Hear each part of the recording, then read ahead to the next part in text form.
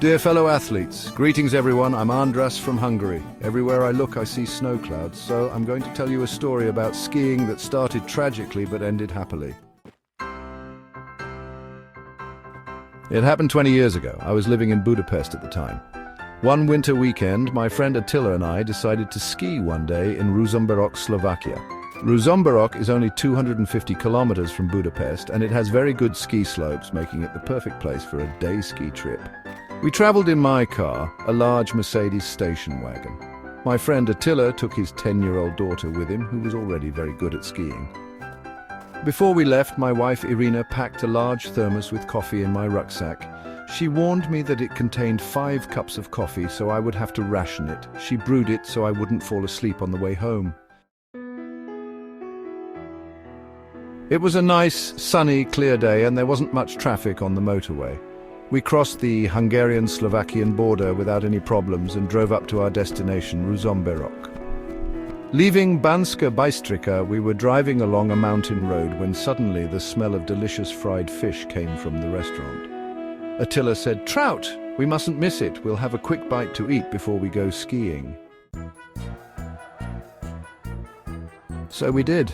We sat down in a cozy restaurant with an open fire. We were served quickly and were treated to some delicious fried fish. We laughed and joked a lot. We quickly went back to the car, and in less than an hour we arrived at Ružomberok Ski Resort. From afar you could see what a great ski resort it was, well groomed, with quite long steep slopes. We pulled into the car park and put on our ski boots.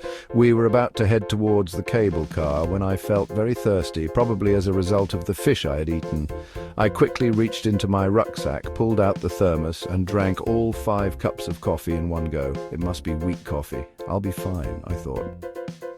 We bought our tickets and headed towards the cable car. At this point, I felt something was wrong. I got very dizzy and my pulse started to get very fast. My friend Attila noticed that I felt very sick. Attila said in horror, "I'll get a doctor." He was even more frightened than I was. I said, "No thanks, don't, it'll go away." But it didn't. When we got on the cable lift, I felt even worse. My arms and legs were shaking. It's the end, I thought. The film of my life flashed before my eyes. My parents, my happy childhood, my first day at school, my years at secondary school, my first love, my marriage, the birth of my children, happy family celebrations. At least I'll have a good death by skiing, I thought. With great difficulty, I managed the 15-minute journey in the lift cabin. Staggering, I put my skis on my feet and started down the slope. Attila and his little daughter quickly went ahead to call an ambulance. Interestingly, after the first few turns, I felt like I was feeling better. But I still had that end-of-the-world feeling. Then, right in front of me, a beautiful young girl fell down on her skis. She flipped over several times, the skis came off her feet, and she lay motionless on the icy snow. A fog had descended on the ski run. There was no one around. I was the only person she could count on for help. In that moment, I forgot about all my problems. I pulled up beside her. She was lying motionless. I took off my gloves and started tapping her sweet cheek lightly. She opened her eyes and moaned. She said in Slovak, "Nohy ma veľmi bolia," crying.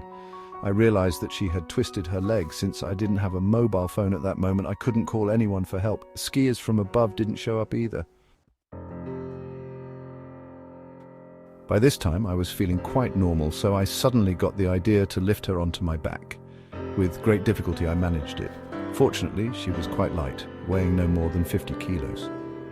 I told her in Russian to hold onto my neck and then slowly, carefully, with wide turns, descended with her to the valley station of the lift. I wouldn't recommend anyone repeat this stunt because I sweated and my muscles ached for days afterwards.